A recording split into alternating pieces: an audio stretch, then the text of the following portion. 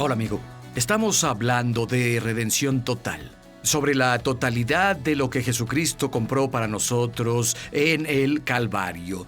Y es mucho más que perdón. De hecho, hablamos de las tres partes del hombre: espíritu, alma y cuerpo. ¿Sabías que eres un ser espiritual? Tienes un alma y vives en un cuerpo físico. Cuando una persona es salvada, su espíritu nace de nuevo. Su alma comienza con un proceso de renovación. Tenemos un cuerpo nuevo que nos darán, pero Dios hará algunas cosas en cuanto a los cuerpos físicos que son nuestras casas ahora. Y en este mensaje en particular vamos a hablar sobre el alma, porque muchas personas malentienden. De hecho, muchos creyentes creen que el espíritu y el alma son lo mismo y que son intercambiables, y no es así. Y bueno, puedes tomar una Biblia, esto va a ser intrigante, iluminador y liberador. Será una total redención.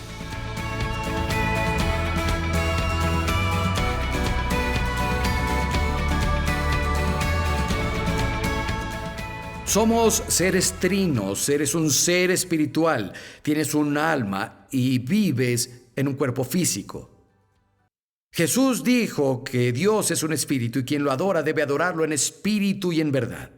En el libro de Génesis vimos antes cómo el hombre fue hecho a imagen y semejanza de Dios. Y si Dios es un ser espiritual, entonces el hombre es espiritual. Y leemos en el libro: solo es la casa que Dios le puso al hombre. Y hoy ustedes no me ven, solo ven el cuerpo en el que vivo. Pero el yo real no lo ve el ojo humano. Soy un ser espiritual. Vivo en este cuerpo físico y tengo un alma. Hablábamos antes de la redención del espíritu del hombre. Cuando una persona nace de nuevo, literalmente es lo que pasa con su espíritu. Las escrituras usan frases. Jesús dijo esa frase: debes nacer de nuevo. El que nace de la carne es carne, pero el que nace del Espíritu Santo es tu espíritu humano. El apóstol Pablo lo llamó ser una nueva creación en Cristo Jesús.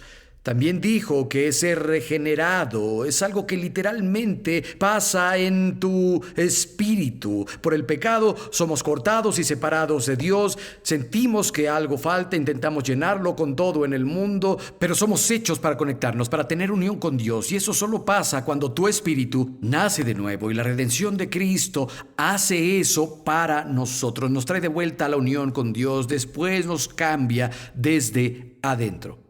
Ahora, el alma, en su mayor parte, se refiere a nuestra mente, voluntad y emociones. De eso se compone tu alma. Las Escrituras dicen esto en Hebreos 4:12: la palabra de Dios es viva y poderosa, más filosa que una espada de dos filos, penetra incluso hasta la división del alma y el espíritu. Usamos la palabra de Dios para separar las dos para un mejor estudio, pero en general trabajan juntas como los dedos de la mano, trabajan juntos.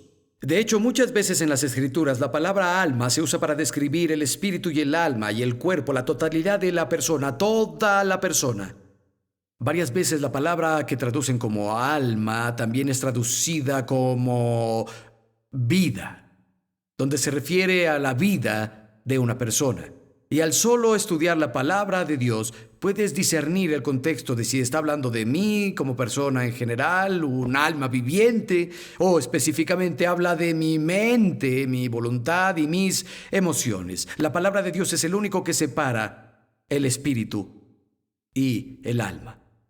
Quiero que vayan conmigo, por favor, a Isaías, capítulo 53. El verso, de hecho, lo vimos la vez pasada, pero quiero que vean unos versos nuevos también.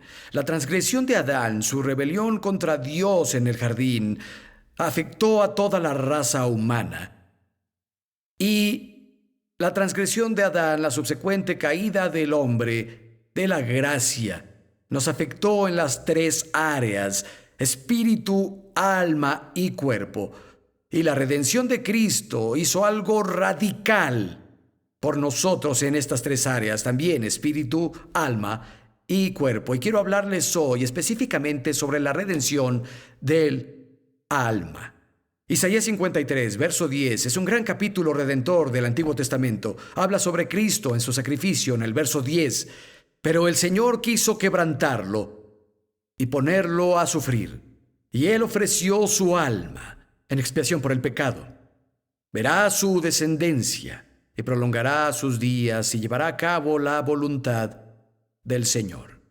Nos dice que su propia alma fue una ofrenda por el pecado. Verso 11. Verá la obra de su alma y quedará satisfecho. Por su conocimiento mi siervo justo justificará a muchos y cargará con sus iniquidades. Por lo tanto le daré un puesto entre los grandes y repartiré el botín con los fuertes, porque derramó su alma hasta la muerte y fue contado entre los transgresores. Cargó con el pecado de muchos e intercedió por los pecadores. Los versos 10, 11 y 12 hablan del alma de Jesucristo como parte de su sacrificio. Su alma fue impactada y afectada por su sacrificio en la cruz del Calvario. Derramó su alma en su muerte. Su alma se volvió una ofrenda por el pecado. Pero todo esto habla de sustitución. Hizo algo por nosotros. Vayan conmigo, por favor, al verso 4, mismo capítulo. Y dice: ciertamente, Él cargó con nuestros males, soportó nuestros dolores, pero lo consideramos herido, golpeado por Dios y humillado. Fue traspasado por nuestras rebeliones y molido por nuestras iniquidades. Sobre Él recayó el castigo, precio de nuestra paz, y gracias a sus heridas fuimos sanados. El verso 5 habla sobre la redención total del hombre total. Lo que Jesús hizo por nosotros, espíritu, alma y cuerpo, fue traspasado por nuestras rebeliones, fue molido por nuestras iniquidades. Eso se encargó del problema de nuestro espíritu, para que nuestro espíritu naciera de nuevo y estaba manchado por el pecado. Sigue diciendo: el castigo por nuestra paz cayó sobre Él. Esto trata con el alma, mente, voluntad y emociones. Y por sus llagas fuimos sanadas. Esto trata con el cuerpo físico. Donde dice aquí en el verso 5, y quiero que pongan mucha atención: el castigo por nuestra paz cayó sobre Él. Otra versión lo pone así: el castigo que nos dio la paz fue sobre Él. ¿Cómo? Al derramar su alma hasta la muerte, y su alma se volvió una ofrenda. Escuchen esta versión ampliada: el castigo que se necesitaba para obtener paz y bienestar para nosotros cayó sobre Él. La paz de nuestras almas fue comprada por Cristo y su sacrificio. Primero, hay paz con Dios. Y mi alma no tiene que estar atormentada, porque ya no estoy separado de Dios siempre. Puedo tener paz en mi alma, porque estoy reconectado con Dios. Pero también hay paz de Dios, que trae tranquilidad a mi mente y mis emociones, comprada para mí por Cristo. El castigo que nos trajo paz cayó sobre Él. Su frente cargó la corona de espinas para que mi mente pudiera tener paz. Y la pregunta sería: si es parte de la redención, ¿por qué yo no la tengo? Si el alma de Jesús fue una ofrenda y derramó su alma hasta la muerte, si el castigo necesario para obtener paz para nosotros cayó sobre Él, ¿por qué no tengo paz? ¿Por qué estoy angustiado? ¿Por qué estoy lleno de confusión? ¿Por qué estoy ansioso? Una buena pregunta. Y aquí está la respuesta: porque a diferencia de tu espíritu, que cambió de inmediato cuando aceptaste a Cristo, tu alma no cambió de inmediato cuando aceptaste a Cristo. Un proceso de salvación comienza en tu alma y se hace posible por el sacrificio de Cristo. Pero cuando una persona acepta a Jesús, la parte de ellos que cambia de inmediato y para siempre es su espíritu. Fuiste hecho recto, eres justo. La Biblia dice que quien no conoció pecado fue hecho pecado por nosotros para que pudiéramos obtener justicia de Dios en Él. Hablando de nuestro espíritu, es un regalo de Dios. No se gana, no viene por grados. En el momento en que la persona acepta a Cristo, está hecha recta a la vista de Dios con la justicia de Jesús. Eso habla de nuestro espíritu. Pero no es inmediato ni un producto terminado con nuestra alma cuando somos salvados. De nuevo, es un proceso que comienza en nuestra alma, que se hizo posible por la redención de Cristo. Y Dios diseñó una forma para que la paz que Jesús compró sobrenaturalmente llegara a tu alma, permeara tu alma y lograra dominar tu alma. ¿Cuántos quieren descubrir cómo? Bueno, para los que quieren, les diré. El resto solo siga aquí. Vayan conmigo al libro de Santiago, por favor. Les va a gustar, y aunque no, les va a ayudar a muchos. Libro de Santiago. Vayan al capítulo 1. Quiero darles más contexto. Ojalá tuviéramos tiempo de revisar todo el capítulo, porque hay un tema que fluye aquí y no cambia. Vamos a iniciar en el verso 2. Hermanos, alégrense cuando enfrenten diversas pruebas. ¿Cuántos odian este verso? Llegan problemas, haz una fiesta. Alégrense cuando enfrenten diversas pruebas. A mí no me gustan las pruebas. Y esto me dice que me alegre, pero no puedes alegrarte si no sabes lo que sigue.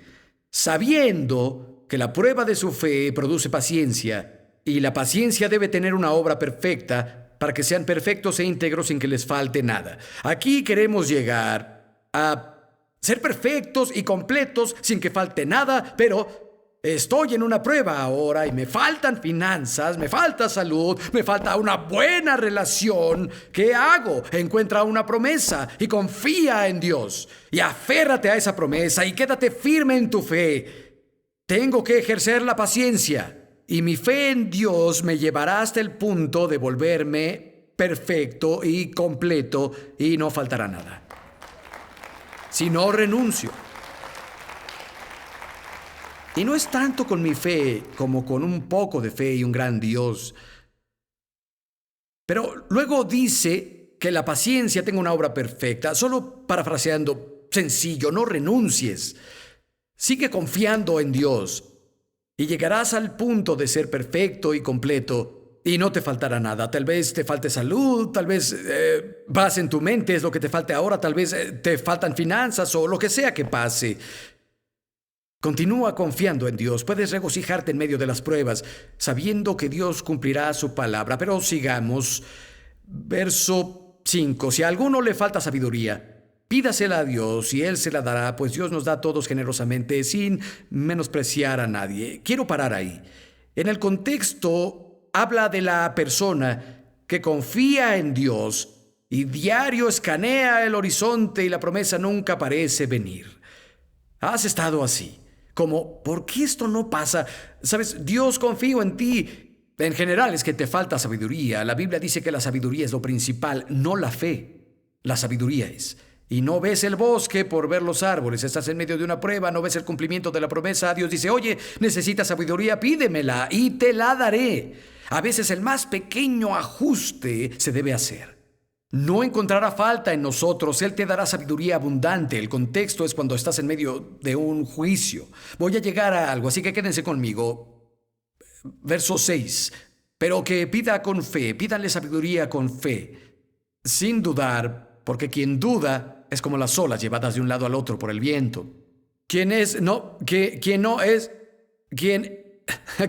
así, no piense que va a recibir cosa alguna del Señor. Es indeciso e inconstante en todo lo que hace. Vamos a pedirle con fe sin dudar. La fe está en el corazón. La Biblia dice en el libro de Romanos que es con el corazón con lo que el hombre cree, con la boca lo confiesa para la salvación, con el corazón un hombre cree para ser justo. Muchas veces cuando las Escrituras hablan del corazón se refieren a tu espíritu. ¿Recuerdan la declaración de Pedro? Habla a las mujeres, dice que no todo sea su arreglo exterior como arreglarse el cabello, sino que sean adornos internos, escondidos en el corazón. Que tengan un espíritu tranquilo y apacible. El Nuevo Testamento identifica nuestro corazón como nuestro espíritu. Es con el corazón, es con el espíritu que el hombre cree. La fe viene del corazón. Y cuando le pido a Dios, ya sea que le pida sabiduría o lo que sea, es una acción de mi espíritu. Pero dijo que no dudara, y la persona que duda es como una ola que va y viene con el viento. Es un hombre de doble mente, inestable en todo lo que hace. Doble mente. ¿Sabes cuál es la verdadera palabra griega? Es dipsukos. Significa doble alma. Suke es la palabra griega para alma y de ahí viene psique. Psiquiatría de ahí trata con el alma, la mente, las emociones, la voluntad. Y aquí dice que cuando le pides a Dios, si dudas, vas de un lado a otro, eres una doble alma, estás dentro y fuera, estás arriba y abajo. Tengo confianza, sé que va a pasar, pero ¿por qué aún no pasa? Sé que Dios lo hará, pero ¿qué tal si no? Él lo prometió, su palabra es buena, pero ¿por qué las cosas van peor? Sé que Dios es real, pero ¿por qué me siento como ahora a un lado y al otro, a un lado y al otro, a un lado y al otro? Dice esa persona, no piense que recibirá algo, o qué es lo que puedes hacer. Sigamos. Y de nuevo, ojalá tuviéramos tiempo para revisar el capítulo, porque el tema no cambia, habla de estar en medio de la prueba y la tribulación. Verso 21, vean esto. Por esto, despójense de toda inmundicia y de la maldad que tanto abunda, para que reciban con humildad la palabra sembrada, la cual tiene poder para salvarles el alma. Escrito para creyentes, parece que sus almas aún no son salvadas. No, tenían doble alma, iban y venían, iban y venían. No tengo paz, Dios lo hará, no lo hará, me siento genial, Dios está en el trono, oh por Dios, ¿dónde está? Me olvidó, van y vienen, van y vienen. Lo que salvará tu alma, y la palabra salvar significa liberar, proteger, traer paz a ti, es recibir con mansedumbre la palabra sembrada, que es capaz de salvar tu alma. Sigamos, verso 22. Sean hacedores de la palabra, no solo oyentes, pues así se engañan solos. El que escucha la palabra, pero no la hace, es como el que se mira el rostro en el espejo y después de mirarse se va y se olvida enseguida de cómo es. Pero quien se fija en la ley perfecta que da libertad y persevera, no olvidando lo que ha oído, sino haciéndolo, recibirá bendición al practicarla. La respuesta para tu alma es recibir la palabra de Dios y continuar en ella. Eso traerá una liberación sobrenatural y paz y enfocará tu alma, y liberará tu alma, salvará tu alma, protegerá tu alma. Recibe con mansedumbre la palabra sembrada que puede salvar tu alma. Entra a la palabra y deja que la palabra de Dios entre a ti y haz lo que dice Dios. He compartido esto en varios servicios en los últimos 30 años. Sospecho que algunos no lo han escuchado. Yo vengo de un historial de drogadicción de las ligas mayores y muchas otras cosas que no eran buenas. Y antes de llegar a Cristo andaba con muchas personas que practicaban brujería, magia negra y mezclado con eso estaba en lo oculto hasta el copete con muchas cosas en las que no debí involucrarme, mezclado con muchas sustancias alucinógenas. Si mezclas a personas haciendo hechizos, involucrados en lo oculto, con drogas alucinógenas, no es una buena combinación. Y me metí en muchos problemas espiritualmente. Abrí puertas que no debía haber abierto en mi vida. Y me di cuenta de que el diablo era real antes de saber que Dios era real. Nadie había compartido el evangelio conmigo. Nunca ni una sola persona en mi vida me había dicho sobre el plan de salvación. Pero sabía que el diablo era real, seguro, y sabía que los demonios eran reales porque había tenido experiencias con ellos. Y luego un pequeño compartió a Cristo conmigo en un parque un día. Por primera vez oí el evangelio y terminé en una misión callejera donde entregué mi vida a Jesús. Las personas me impusieron manos y fui liberado de mis adicciones y han pasado 37, 38 años casi. Nunca he puesto otra droga en mi cuerpo en todos esos años. Dios ha sido muy bueno conmigo. Mi espíritu de inmediato nació de nuevo y fui liberado de los poderes demoníacos, pero mi alma fue una historia diferente. Mi alma comenzó el proceso y sigue en proceso hasta hoy. Está creciendo, está madurando. Y fui salvado por completo, radicalmente, pero aún tenía miedo. Tenía temor que acosaba y atormentaba mi mente a cada momento, todos los días. Por algunas cosas que viví, y no me voy a parar aquí a contarles historias, no serían edificantes. Basta decir que era lo último que sentía antes de ir a la cama cada noche y lo primero que sentía cada mañana. Temor. Le temía al diablo, era un nuevo creyente y comencé a orar diario, oraciones simples de niño. Dios, por favor ayúdame a no temerle al diablo. Apuesto que decía eso 100 veces al día, diario. Dios, ayúdame a no temerle al diablo. Por favor, ayúdame a no temerle al diablo. Dios, por favor, ayúdame a no temerle al diablo. Si entendieran algunas de las cosas por las que pasé, entenderían esa oración. Era desde el fondo de mi ser. Pero hice algo bien. Nadie me lo dijo, pero conseguí una vieja Biblia grande en una venta de garage. Y vivía sobre un bar entonces, y ni siquiera tenía electricidad en ese cuarto que rentaba. Y leía la Biblia a la luz de las velas, y la leía, y la leía, y la leía, y la leía, y la leía, y la leía, y la leía en voz alta, y me quedaba despierto hasta el amanecer leyendo la palabra y estaba recibiendo con mansedumbre la palabra sembrada que es capaz de salvar mi alma atormentada. ¿Y saben qué? Fue como a los 3 meses de mi experiencia de salvación. Iba caminando por una calle un día y me di cuenta, ya no está. No le temo al diablo. Ya no está. El temor ya no estaba y era todo el día como un perro lamiendo mis talones, ahí al filo de mi conciencia. Si lo pensaba, capturaba mi mente y se fue. Y nunca ha vuelto. No en 4 décadas. Nunca ha vuelto. ¿Qué pasó? La paz que Jesucristo compró para mí, con su alma que se volvió ofrenda, derramó su alma hasta la muerte, el castigo necesario para obtener la paz y el bienestar para mí cayó sobre él, pero llega a mí al recibir la palabra sembrada y ponerla en práctica. Recíbela, puede salvar, y la palabra salvar es liberar, dejar libre tu alma. Vayan conmigo al Salmo 19.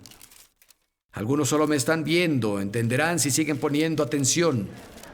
Salmo 19.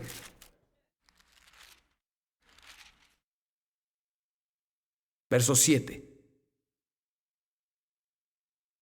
Dice, la ley del Señor es perfecta, convierte tu alma. Literalmente significa restaurar el alma. Y si sigues leyendo, habla más y más sobre las Escrituras y debemos desear la palabra de Dios más que al oro, más que a la plata, es más dulce que la miel y el panal. Y cuando te das cuenta de la maravillosa liberación y paz que la palabra de Dios trae a tu mente, por lo que Jesucristo ha hecho, desearás la palabra más que la plata y más que el oro, y será más dulce a tu paladar que la miel y el panal. Amigo, la ley del Señor es perfecta. Restaura, convierte, libera el alma. El poder salvador de Dios es llevado a vivir en tu alma al continuar en la palabra. Leemos en el libro de Santiago que la persona que lee la ley de libertad, hablando de la palabra de Dios, y persevera ahí, esa persona es bendecida.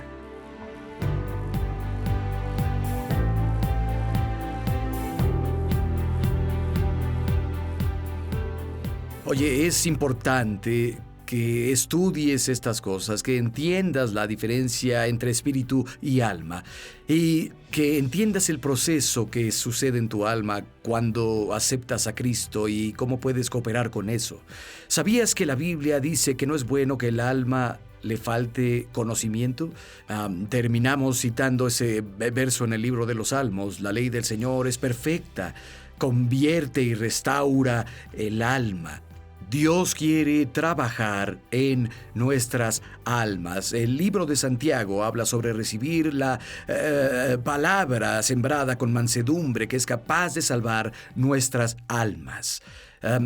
El conocimiento es bueno, no solo almacenar cosas sobre cosa o sentarnos a presumir lo listos que somos, sino cuando sabes cosas puedes aplicarlas. Dios dijo, mi pueblo perece por falta de conocimiento. En Isaías dijo, mi pueblo va en cautiverio porque no tienen conocimiento. Amigo, el conocimiento es bueno, el conocimiento de las Escrituras, especialmente cuando viene a nuestra redención. Desearía terminar con todo lo que tenía que decir sobre el alma y lo que Dios quiere hacer y hace en nuestras almas en este mensaje en particular, pero no podemos incluir todo en una transmisión. En lugar de editar todo esto, lo vamos a hacer en 2 partes. Significa que no querrás perderte el próximo programa. Así que vuelve, acompáñanos para la parte 2. Y hasta entonces pido que las riquezas y bondades de Dios sean tuyas y que realices su trabajo en tu alma.